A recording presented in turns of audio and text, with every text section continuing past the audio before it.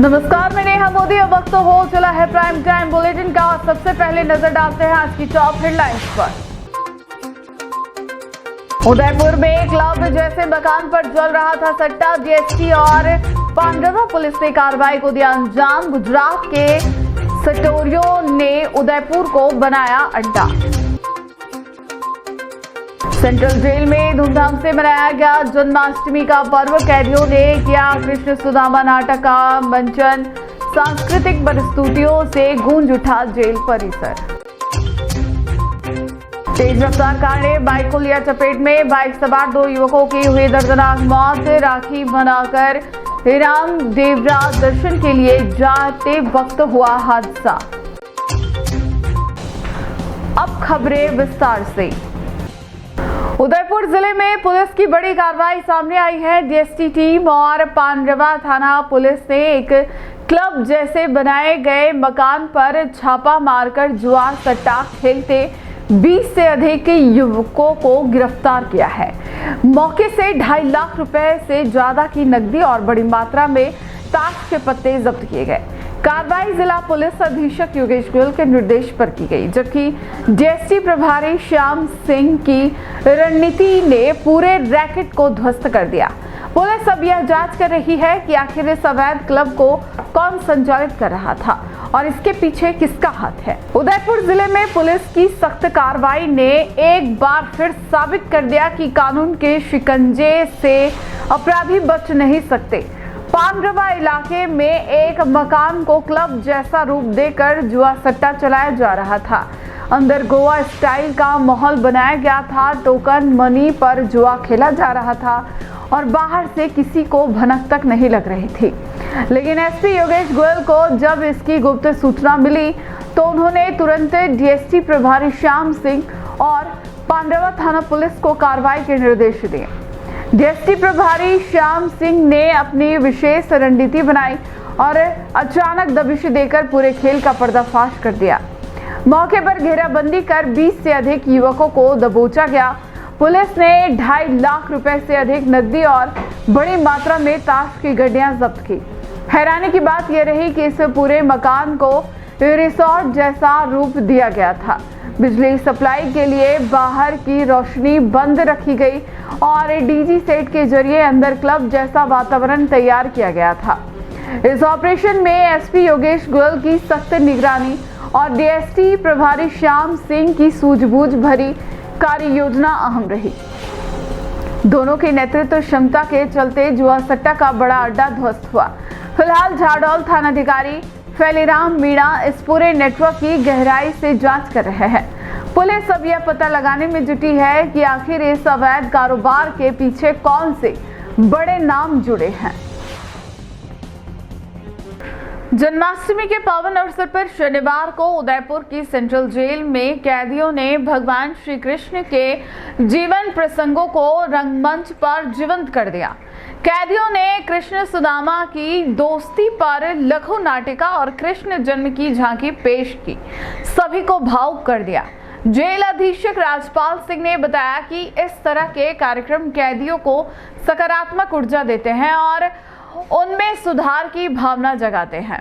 Jail में शिक्षा, स्वास्थ्य और सांस्कृतिक गतिविधियों से कैदियों को नया जीवन मार्ग दिखाया जा रहा है।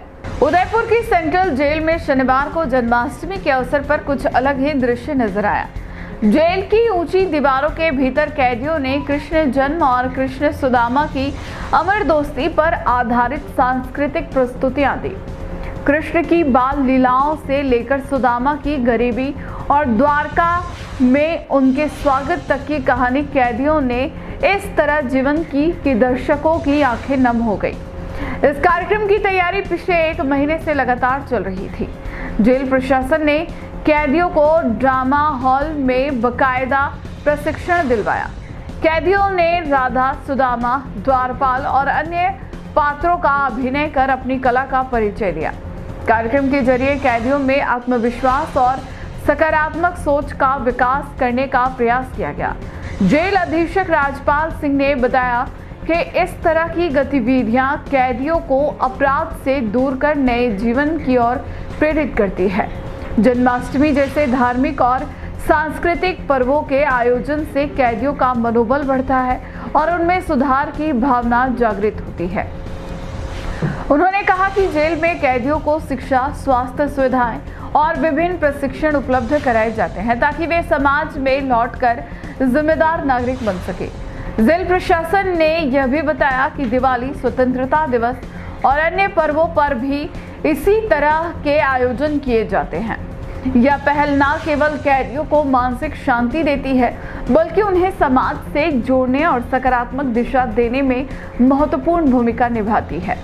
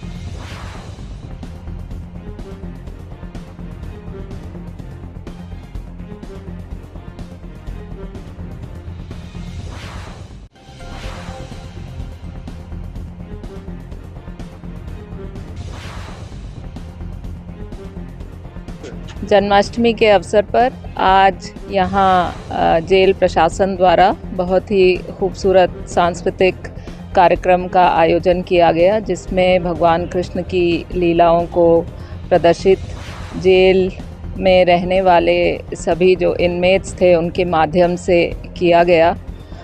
भारत की जो सांस्कृतिक विविधता में एकता का ये परिचायक है।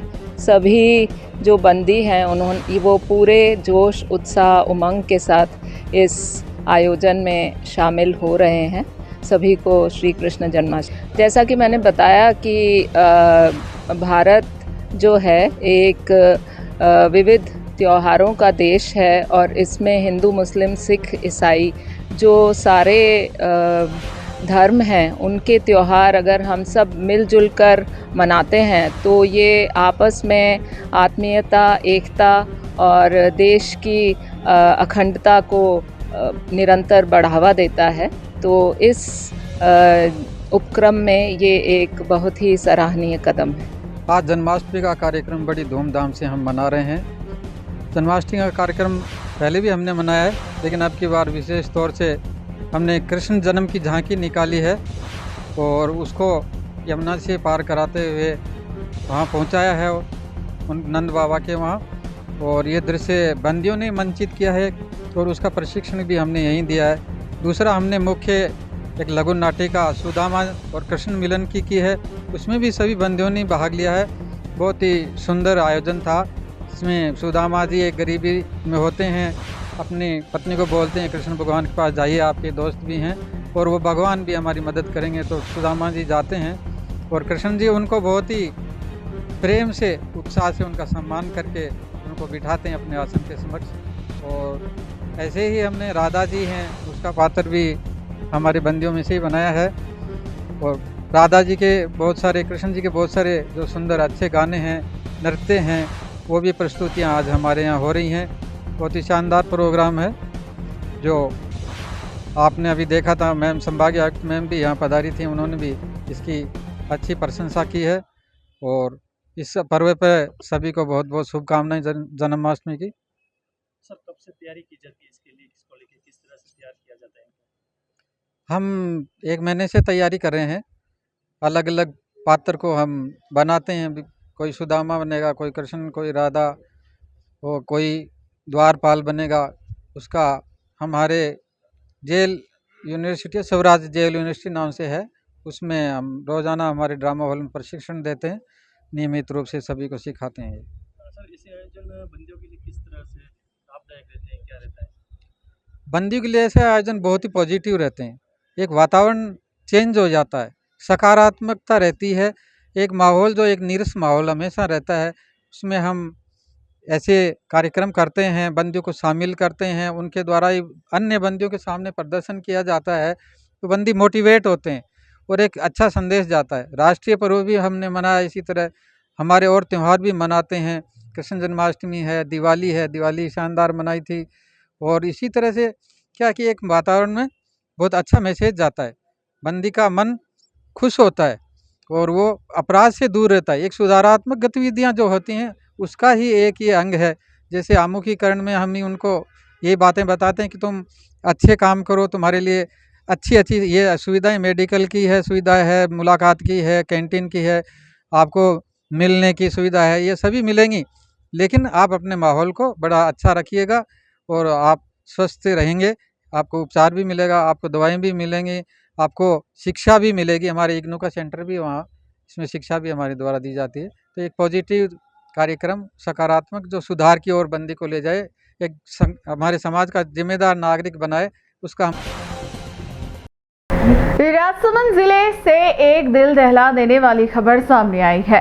काकरोली थाना क्षेत्र के सोनियाना गांव के 2 युवक रक्षाबंधन के बाद रामदेवरा दर्शन के लिए निकले थे, लेकिन किस्मत को कुछ और ही मंजूर था। 15 अगस्त की सुबह करीब 4 बजे उनकी बाइक को एक तेज रफ्तार कार ने टक्कर मार दी। हादसा इतना भीषण था कि दोनों युवकों की मौके पर ही मौत हो गई। इस घटना की सूचना गांव पहुंचते ही मातम पसर गया। घटना के बाद से ही परिवार का रो रो कर बुरा हाल है। राजसमंद जिले के काकरोली थाना क्षेत्र के सोनियाना रामदेवरा जा रहे 2 दोस्तों को कार ने चपेट में ले लिया, जिससे दोनों की मौके पर ही मौत हो गई। रक्षाबंधन पर परिवार संग समय बिताने के बाद ललित सालवी और भैरूलाल गाडरी बाइक से रामदेवरा के दर्शन करने रवाना हुए। दोनों दोस्तों ने बीच रास्ते में रात्रि विश्राम किया और फिर आधी रात के बाद दर्शन के सफर पर आगे बढ़े। लेकिन किसे पता था कि सुबह की पहली किरण उनके जीवन की आखिरी साबित होगी। 15 अगस्त की सुबह करीब 4 बजे जब वे जोधपुर बाईपास के पास पहुंचे, तभी अचानक एक तेज रफ्तार कार उनकी बाइक से टकरा गई। टक्कर इतनी जबरदस्त थी कि दोनों युवकों ने मौके पर ही दम तोड़ दिया। आसपास मौजूद पदयात्रियों ने घटना की जानकारी तुरंत पुलिस को दी। पुलिस दोनों को अस्पताल लेकर पहुंची, जहां डॉक्टरों ने मृत घोषित कर दिया। जैसे ही हादसे की खबर गांव में पहुंची, पूरे सोनियाना में मातम छा गया। गांव के लोग बताते हैं कि दोनों अच्छे दोस्त थे और अक्सर साथ ही काम पर जाते थे। काकरोली में मजदूरी कर अपना जीवन यापन करने वाले दोनों परिवारों पर दुखों का पहाड़ टूट पड़ा है। गांव लौटे दोनों शवों को देर रात ही अंतिम दर्शन के लिए रखा गया और सुबह भावुक माहौल में उनका अंतिम संस्कार कर दिया गया। उदयपुर के कोटड़ा में सरकारी स्कूल का छज्जा गिरने से मासूम बच्ची की मौत का मामला अब बड़े प्रशासनिक एक्शन तक पहुंच गया है। शिक्षा विभाग ने इस हादसे की गंभीरता को देखते हुए ठेकेदार के खिलाफ केस दर्ज करवा दिया है। वहीं विभाग ने लापरवाही बरतने पर AEN हेम सिंह को तत्काल निलंबित कर दिया है और संविदा पर कार्यरत JEN अनिल कश्यप की सेवाएं समाप्त कर दी गई है। ग्रामीणों का आरोप है कि स्कूल निर्माण में घटिया सामग्री का उपयोग हुआ था। इस बीच शिक्षा विभाग ने स्कूल निर्माण कार्य पर रोक लगा दी है और मामले की जांच जारी है। उदयपुर के कोटड़ा क्षेत्र में सरकारी से स्कूल का निर्माणाधीन छज्जा गिरने से हुई मासूम बच्ची की मौत के मामले में पूरे इलाके में सनसनी फैला दी है। हादसे के अगले ही दिन शिक्षा विभाग ने जिम्मेदारों पर कड़ी कार्रवाई की है। विभाग ने ठेकेदार की लापरवाही मानते हुए उसके खिलाफ केस दर्ज करवाया है। साथ ही विभागीय स्तर पर AEN हेम सिंह को निलंबित कर दिया गया, जबकि करीब 22 साल से संविदा पर तकनीकी मॉनिटरिंग का काम देख रहे JEN अनिल कश्यप की सेवाएं तत्काल प्रभाव से समाप्त कर दी गई है। गौरतलब है कि हेम सिंह पिछले 11 साल से AEN के तौर पर काम कर रहे थे। वहीं अनिल कश्यप महज 15,000 रुपए मासिक वेतन पर ग्रेड 3 से संविदा नियुक्ति पर कार्यरत थे। ग्रामीणों का कहना है कि स्कूल निर्माण में बेहद घटिया सामग्री का उपयोग किया गया, जिसके चलते यह दर्दनाक हादसा हुआ। हादसे में 11 साल की मासूम बच्ची की मौके पर ही मौत हो गई, जबकि एक और बच्ची गंभीर रूप से घायल हो गई। घायल का गुजरात के अस्पताल में इलाज जारी है। घटना के बाद निर्माण कार्य को तुरंत रोक दिया गया है। इस मामले पर उदयपुर के ADPC नैनिहाल सिंह का कहना है कि तकनीकी मॉनिटरिंग की जिम्मेदारी AEN और JEN की थी, लेकिन वे खुद भी घटना के लिए जिम्मेदारी स्वीकार करते हैं। फिलहाल शिक्षा विभाग ने साफ कर दिया कि लापरवाही बर्दाश्त नहीं की जाएगी। जांच पूरी होने के बाद और भी अधिकारियों पर गाज गिर सकती है।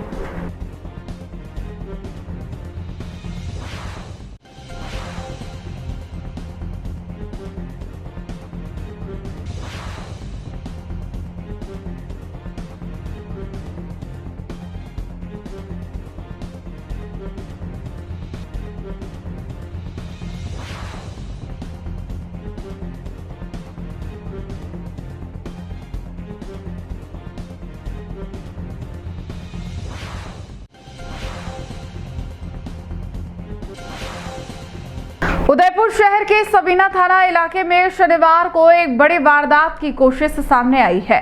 सेक्टर 14 स्थित पंजाब एंड सिंध बैंक को अज्ञात चोरों ने निशाना बनाया।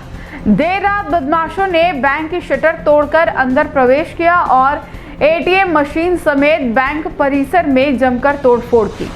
सूत्रों के अनुसार प्रथम दृष्टया बैंक से नकदी या किसी अन्य कीमती सामान की चोरी होने की पुष्टि नहीं हुई है। हालांकि आधिकारिक रूप से बैंक प्रबंधन या पुलिस की ओर से अब तक कोई बयान सामने नहीं आया है। पुलिस मौके पर पहुंच चुकी है और फॉरेंसिक टीम के साथ जांच पड़ताल कर रही है। घटना के बाद पुलिस ने बैंक परिसर और आसपास के क्षेत्र में लगे CCTV कैमरों के फुटेज खंगालने शुरू कर दिए हैं। माना जा रहा है कि फुटेज से बदमाशों की गतिविधियों और उनकी पहचान में मदद मिल सकती है। जब स्थानीय लोगों को इस वारदात की जानकारी मिली तो इलाके में अफरा तफरी मच गई। लोगों का कहना है कि बैंक जैसी सुरक्षित जगह पर इस तरह की घटना होना सुरक्षा व्यवस्था पर सवाल खड़े करता है। आसपास के व्यापारियों और आम लोगों में भी भय का माहौल है। पुलिस अधिकारियों का कहना है कि यह संगठित गिरोह की वारदात हो सकती है और जल्द ही बदमाशों को गिरफ्तार कर लिया जाएगा। गौरतलब है कि उदयपुर में पिछले कुछ वर्षों में कई बार बैंक और ATM को निशाना बनाने की घटनाएं सामने आ चुकी है। पुलिस का कहना है कि बैंक कर्मचारियों से पूछताछ के बाद ही यह स्पष्ट होगा कि कितनी क्षति हुई है। फिलहाल मामले की जांच जारी है और पुलिस बैंक परिसर के तकनीकी साक्ष्य जुटाने में लगी है।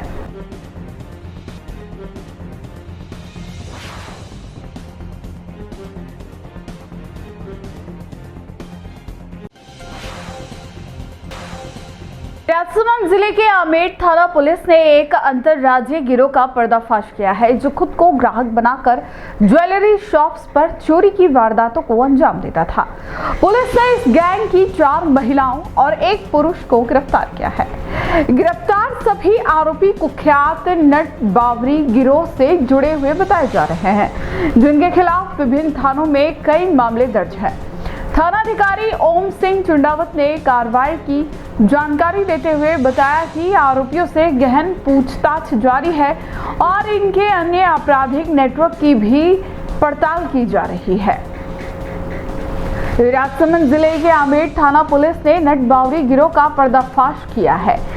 यह गिरोह बेहद शातिराना तरीके से ज्वेलर्स की दुकानों पर पहुंचता और खुद को ग्राहक बताकर गहनों की खरीदारी का नाटक करता था। मौका पाकर आरोपी महिलाएं दुकानदार का ध्यान भटकाकर कीमती आभूषण चोरी कर लेती थी। कई महीनों से लगातार क्षेत्र में ऐसी वारदातों की शिकायतें पुलिस तक पहुंच रही थी। थानाधिकारी ओम सिंह चुंडावत ने बताया कि गुप्त सूचना के आधार पर पुलिस टीम ने जाल बिछाया और गिरोह की 4 महिलाओं को और 1 पुरुष को रंगे हाथ गिरफ्तार किया। पूछताछ में सामने आया कि सभी आरोपी कुख्यात नट बावरी गिरोह से ताल्लुक रखते हैं।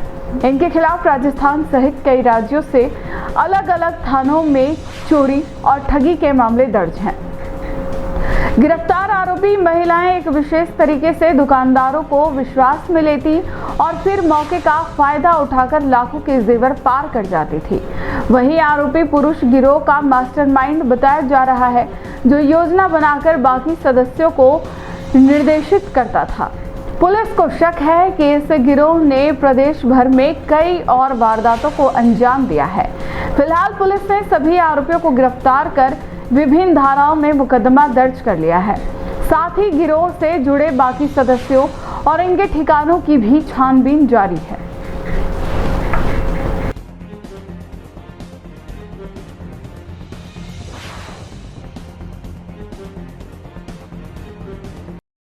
ये दिनांक 6/8/25 को घनश्याम जी सोनी आमेर के निवासी हैं। इन्होंने आके थाने पे रिपोर्ट दी कि साहब हमारे ज्वेलर्स की दुकान है जिसके ऊपर 4 महिलाएं आई थी और आभूषण खरीदने के बहाने हमारा ध्यान भटका के हमारे कुछ आभूषण चुरा के ले गई।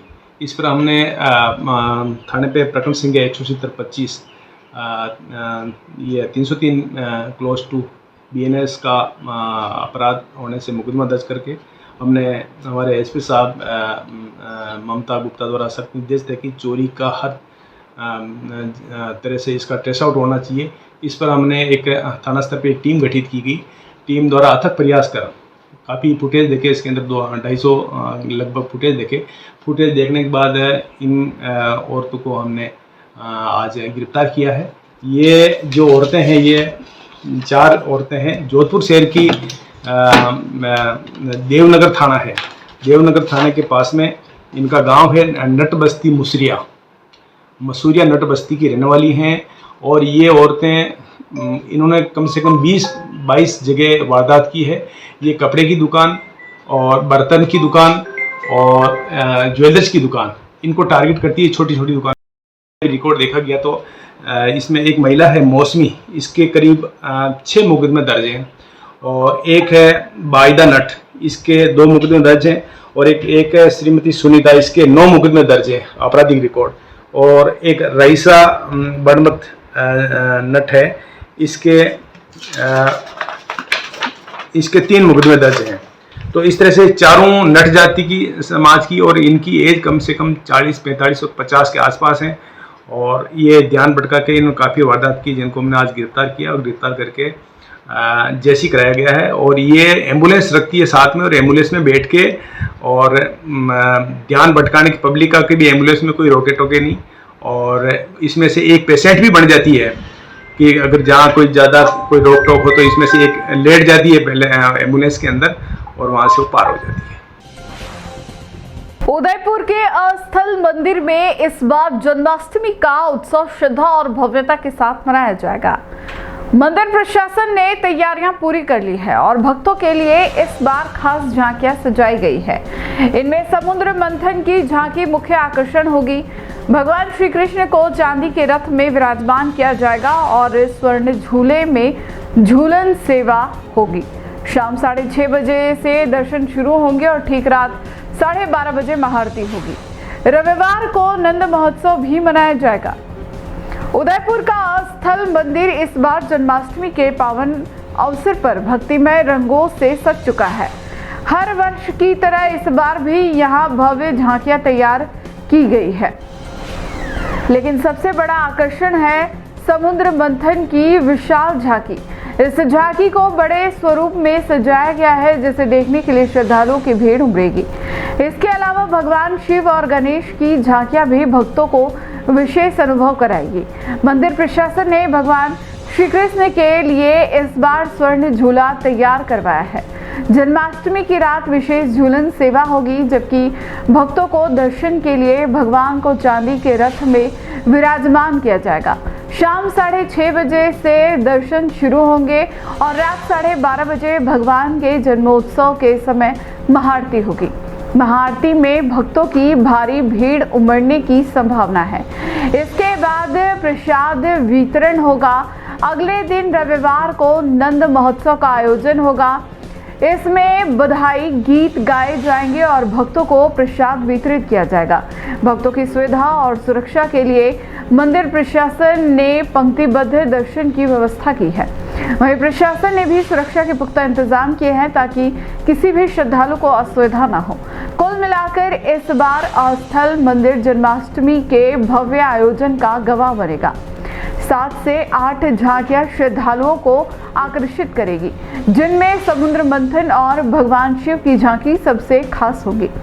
उत्सव में मंदिर आस्था और उल्लास का अद्भुत संगम दिखाई देगा।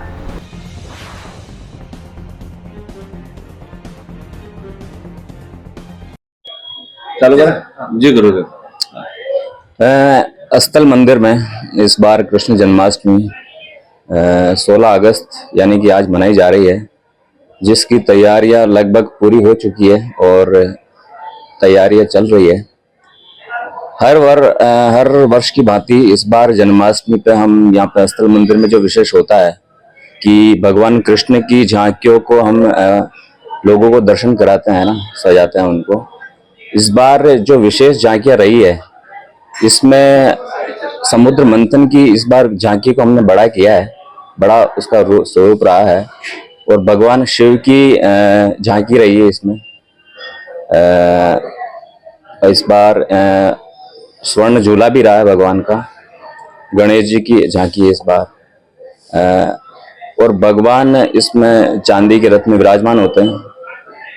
और शाम को 6 साढ़े 6 बजे हम दर्शन खोलेंगे और जो रात को 12:30 बजे भगवान के जन्म के समय महाआरती होगी। उसके बाद भक्तों को प्रसाद दिया जाएगा और अगली सुबह नंद महोत्सव मनाया जाएगा, जिसमें भगवान के जन्म की बधाई गायन होते हैं, लोग आते हैं और सभी को प्रसाद दिया जाता है।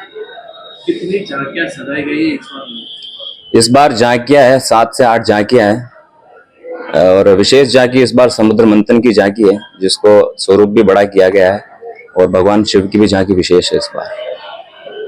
शाम को जो आम लोग आने वाले दर्शनार्थी उनको लेकर क्या व्यवस्था है, क्या मंदिर प्रशासन? व्यवस्था हर बार की तरह ही होती है। पंक्तिबद्ध लोग आते हैं, बाहर लाइनें लगती है और प्रशासन की तरफ से भी व्यवस्था रहती है, तो बड़ी आसानी से लोग दर्शन करके जाते हैं। नाथ द्वारा एक बड़ी लापरवाही की तस्वीर सामने आ रही है, जहां जन्माष्टमी जैसे बड़े पर्व पर दर्शनार्थियों की भारी भीड़ उमड़ रही है। वहीं नगर पालिका प्रशासन अपने कर्तव्यों से पूरी तरह नदारद दिख रहा है। सड़कों पर खुले घूमते आवारा गौवंश और श्वान लोगों को चोट पहुंचाने का खतरा पैदा कर रहे हैं। चारों ओर फैली गंदगी माहौल को और भी बिगाड़ रही है। जिला कलेक्टर द्वारा दिए गए निर्देशों के बावजूद पालिका व्यवस्था सुधारने में नाकाम रही है। सवाल ये उठता है कि आखिर त्योहार पर भी प्रशासन क्यों सोया हुआ है। राजसमंद जिले के नाथद्वारा नगर में जन्माष्टमी महोत्सव के अवसर पर भारी संख्या में दर्शनार्थी पहुंच रहे हैं, लेकिन इस बार नगर का हाल कुछ और ही कहानी कह रहा है। दर्शनार्थी और स्थानीय लोग सड़कों पर घूमते आवारा पशुओं और श्वानों से बेहद परेशान हैं। गौवंश और नंदी खुलेआम सड़क पर घूमते नजर आ रहे हैं, जो भीड़ भाड़ के बीच किसी भी समय बड़ा हादसा कर सकते हैं। केवल आवारा पशु ही नहीं, बल्कि नगर में चारों ओर फैली गंदगी ने भी प्रशासन की पोल खोल दी है। जगह जगह कचरे के ढेर लगे हुए हैं, जिससे बदबू और गंदगी का माहौल बना हुआ है। वहीं नगर पालिका प्रशासन इस स्थिति पर पूरी तरह मौन है। गौरतलब है कि जिला कलेक्टर द्वारा कृष्ण जन्माष्टमी से पहले एक विशेष बैठक आयोजित की गई थी, जिसमें नगर में व्यवस्थाएं सुधारने के निर्देश दिए गए थे। लेकिन इसके उलट पालिका ने अपने रोजमर्रा के काम भी समय पर पूरे नहीं किए। इस बार त्योहारों से पहले आवारा पशुओं को नहीं पकड़ा गया, सफाई अभियान भी नहीं चलाया गया। दर्शनार्थियों का कहना है कि नाथद्वारा जैसे धार्मिक स्थल पर जब लाखों लोग पहुंचते हैं, तो प्रशासन को जिम्मेदारी और सतर्कता और भी बढ़ानी चाहिए। लेकिन हालात यह है कि श्रद्धालु असुविधा और खतरे के माहौल में भगवान के दर्शन करने को मजबूर हैं। यह पहला मौका है जब जन्माष्टमी जैसे बड़े पर्व पर नगर में इस तरह की अव्यवस्था देखने को मिल रही है। सवाल साफ है कि क्या प्रशासन को त्योहारों पर भी जनता की परेशानी नजर नहीं आती?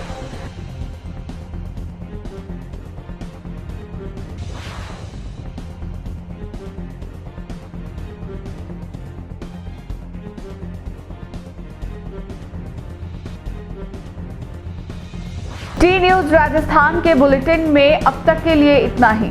आइए चलते चलते फिर से नजर डालते हैं आज की टॉप हेडलाइंस पर।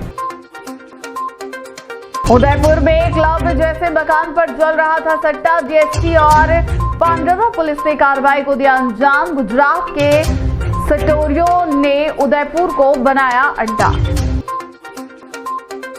सेंट्रल जेल में धूमधाम से मनाया गया जन्माष्टमी का पर्व। कैदियों ने किया कृष्ण सुदामा नाटक का मंचन।